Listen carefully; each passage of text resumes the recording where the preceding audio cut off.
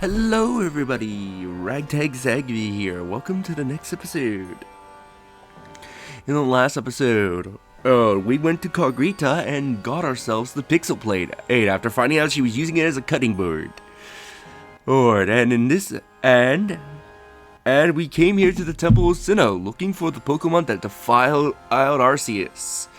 But it turns out that Volo was the real villain behind everything. He was the one that opened the space-time rift. Yes, which caused the nobles to become frenzied and caused the calamity to happen. And all in the sakes of trying to draw out Arceus. We've gotten the final plate, being the Ghost Plate.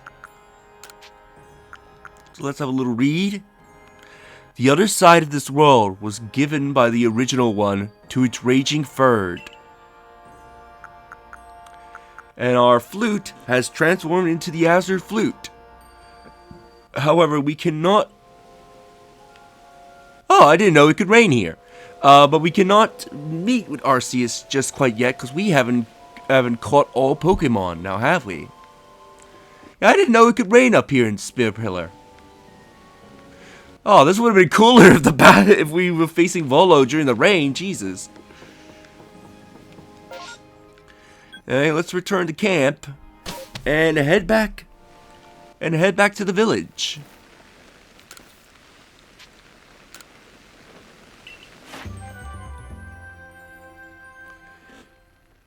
Alright, we got some Pokédex data. It has left the flock having gained strength enough to survive on its own. The astonishing force which Staraptor flies through the air, allows it to carry away large but burly targets. Shaped with long vines, it resembles a shrub in appearance. It swings bundles of vines as though they are arms, wrapping them around prey to ensnare them. I believe we read this one. This Pokemon has an unparalleled horn. Heracross itself demonstrates enormous power. It is capable of throwing several people trained in traditional art of war at once.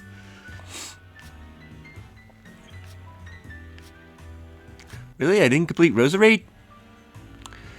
The behavior of this clown-like Pokemon reminds me one of Pampamine. It creates invisible walls using a force emanated from its fingertips. It is able to emanate power or magnetism, allowing it to control over iron sand and that forms on its lustrous mustache. Using this iron sand, Probopass, as from hard stones, which smites its prey.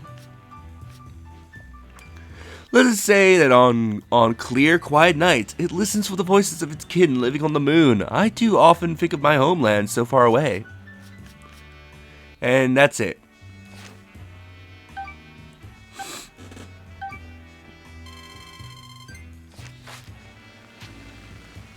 Let's return to the village.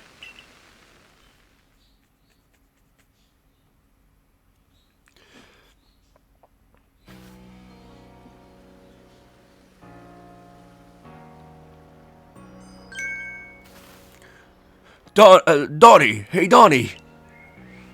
Have you heard? There's been reports that a large shadow appeared in the Cobalt Coastlands. And just vanished without a trace. Donnie, my boy, you must tell me. You went to the Temple of Sinnoh with Volo, correct? What exactly happened?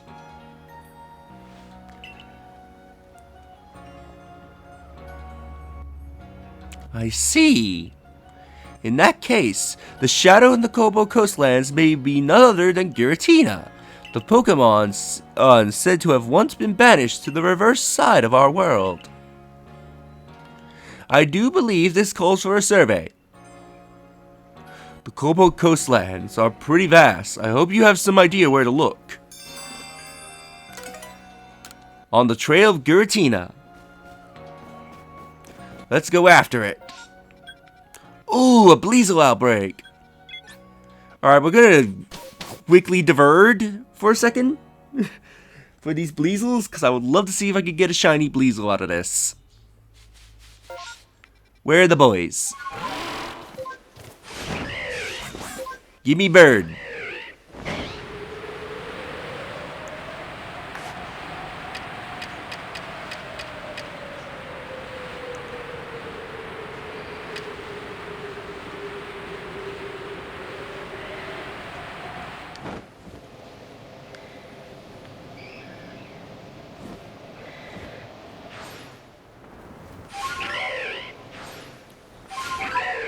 There are the Bleezels. Something wants me dead.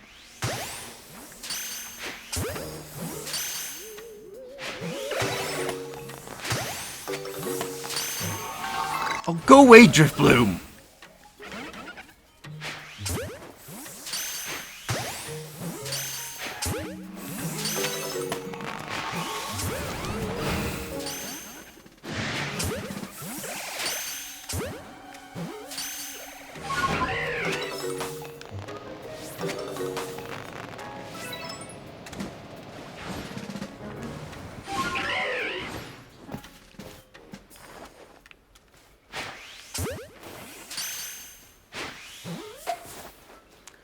Really?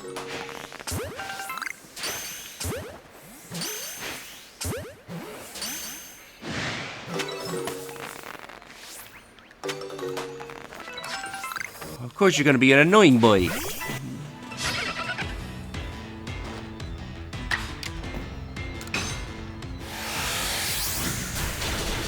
Let's eat an energy ball.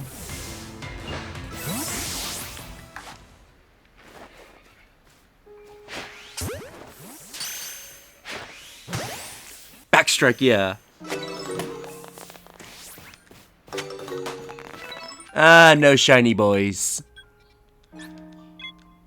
It was worth a try. Just gotta remind myself to, release these boys off screen.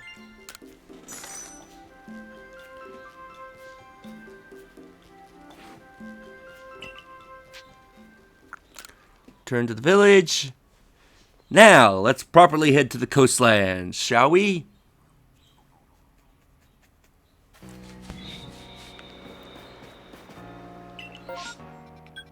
Ooh. A Snover outbreak up there. We're gonna go to the coastlands, because I don't want to delay any longer.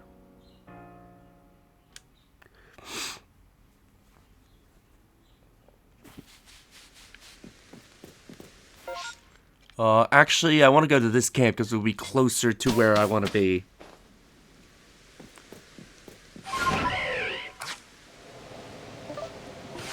Whoops. Alright, so we know that Giratina has fled here. And Giratina is hiding somewhere in the coastlands. But where could this Pokemon be hiding where it could easily vanish?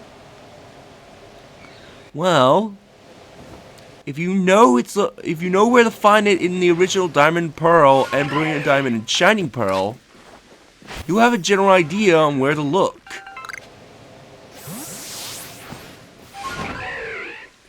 As it's hiding in the 4th Lake of Sinnoh.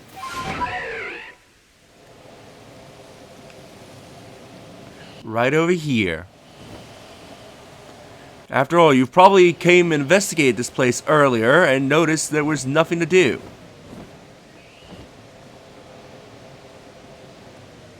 Really? Why are they not showing up?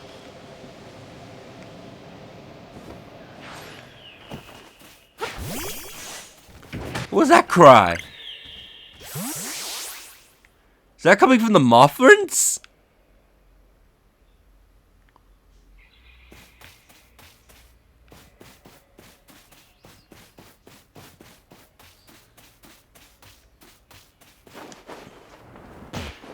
Nope, there goes my legs. Yeah, you probably came here when you were hunting unknowns with me and saw this cave, but didn't have anything of note.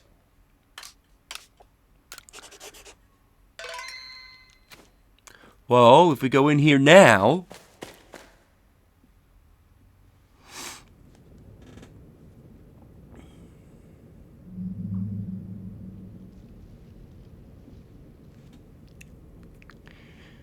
You will find Giratina here waiting for you. Let's use this chance to capture it.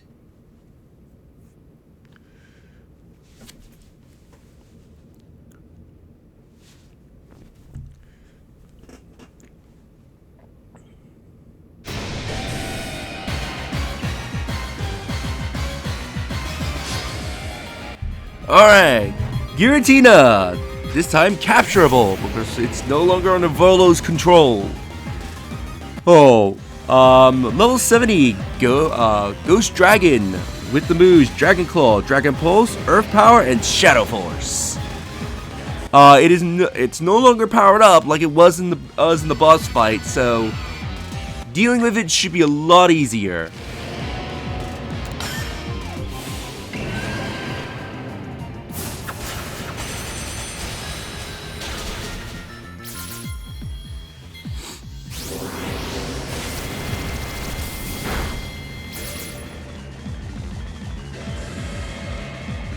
Yeah, the splinters should be able to do decent damage.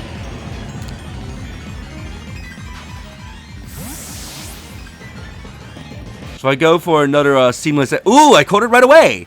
If I went for another seamless edge, I would have likely KO'd it.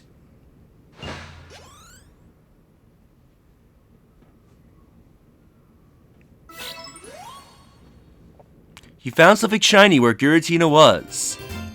You attained the Glacius core. When you use on Giratina, this large glowing gem wells with the power and allows the Pokemon to change form. So if you ever want to change it back to its Oriental form, I think is what its normal form is called, altered form. You can do just that. However, since you catch it in Origin form, and honestly it's better in Origin form, you have little reason to use that item. Plus, I think both forms of Giratina, since you fought both forms against Volo, is recorded in your Pokédex.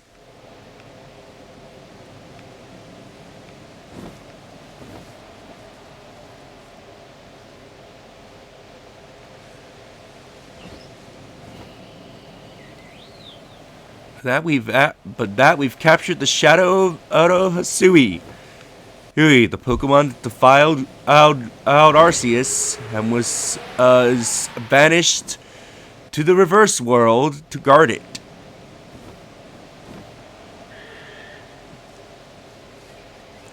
Now, before we head back to the professor, I just want to quickly check two spots.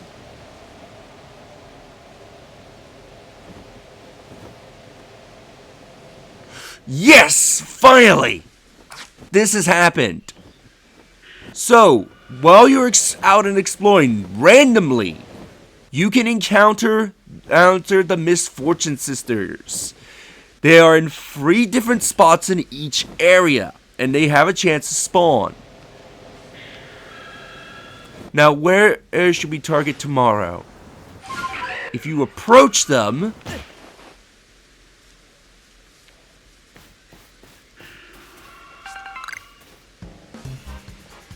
How could I be so careless?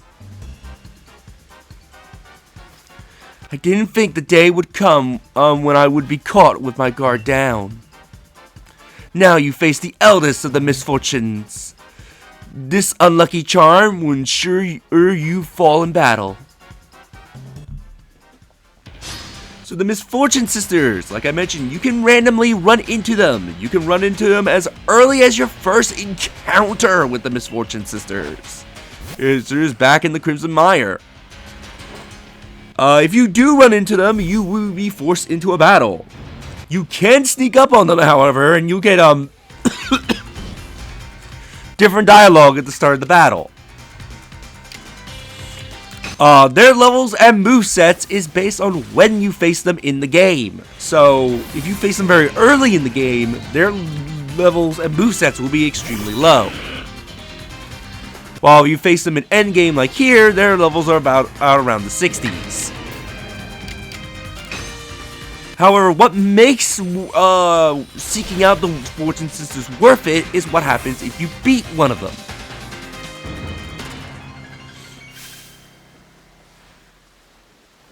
What a disgrace.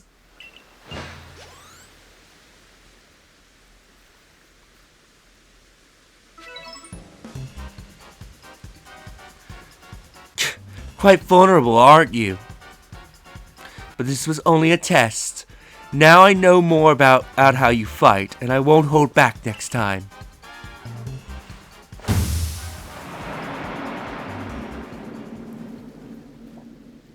She'll run away, but she will drop something.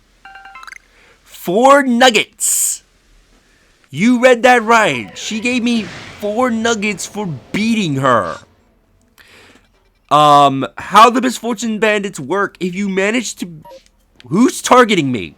If you manage to, beat them, they will drop an item that usually gives you money. If you beat them during the main story, they will only drop Sandust. So they can drop anywhere between, I think, 3 to 5 Sandust.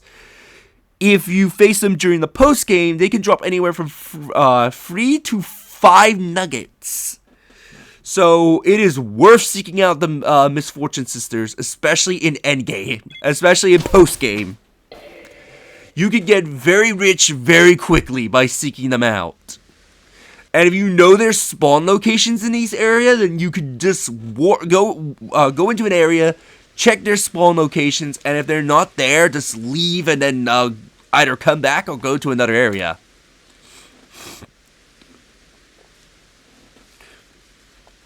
Volo eventually returned and told me more about what happened at the Temple of Sinnoh. He said that Giratina, that it chose to protect the land of Hisui after discovering it was no match for you. He said that we should study it and add it to the Pokédex. He wandered off after that, saying that this was probably the last time we would ever meet. But I can't help but feel he's far more interested in our completion of the Pokédex than he would have us know. And we completed on the tale for Giratina. Let's report in.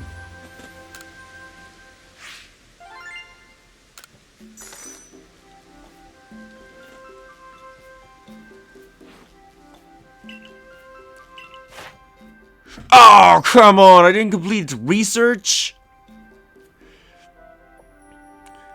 Because I didn't use Shadow Force a bunch. Or Shadow Claw. So I'm gonna have to work on Giratina's Pokédex later.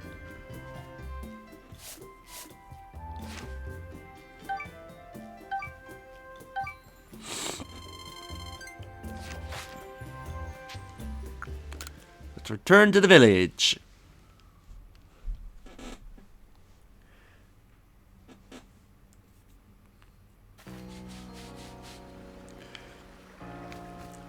We're back in Jubilife. So, we'll end the episode here. And in the next episode...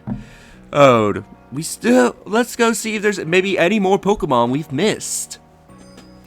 But I wonder what Pokemon we've missed in our Pokédex so far. Well, let's find out. If you enjoyed this episode and do like the video, it helps tremendously. Subscribe if you haven't already, leave a comment down below on your thoughts on this episode, and share the video so more people can discover my content and help the channel grow, and I'll see you all next time. Later.